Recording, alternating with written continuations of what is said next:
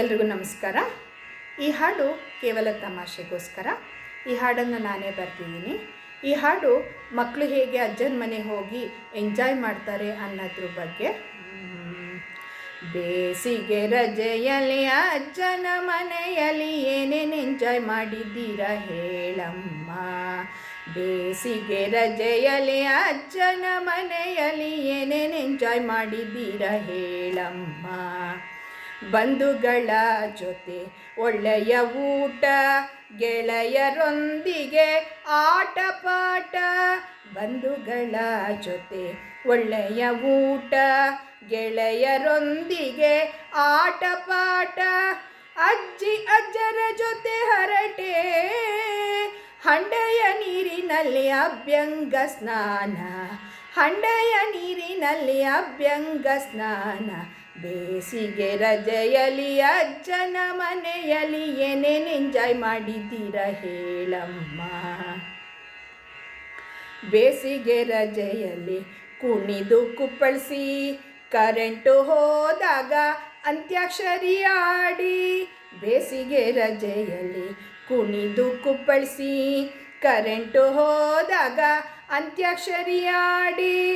ಎಲ್ಲರ ಮನೆಯ ಮದುವೆಯಲ್ಲಿ ಓಡಾಡಿ, ಎಲ್ಲರ ಮನೆಯ ಮದುವೆಯಲ್ಲಿ ಓಡಾಡಿ. ಬಗೆ ಬಗೆಯ ಭಕ್ಷವ ತಿಂದು, ಬಗೆ ಬಗೆಯ ಭಕ್ಷವ ತಿಂದು. ಬೇಸಿಗೆ ರಜೆಯಲ್ಲಿ ಅಜ್ಜನ ಮನೆಯಲ್ಲಿ ಏನೇನು ಎಂಜಾಯ್ ಮಾಡಿದ್ದೀರಾ ಹೇಳಮ್ಮ. ಹಪ್ಪಳ ಮಾಡಿ, ಸಂಡಿಗೆ ಮಾಡಿ, ಕುರುಂ ಕುರುಂ ಎನ್ನುವ ಕೋಡ್ಬಳೆ ತಿಂದು. ಹಪ್ಪಳ ಮಾಡಿ, ಸಂಡಿಗೆ ಮಾಡಿ, ಕುರುಂ ಕುರುಂ ಎನ್ನುವ ಕೋಡ್ಬಳೆ ತಿಂದು.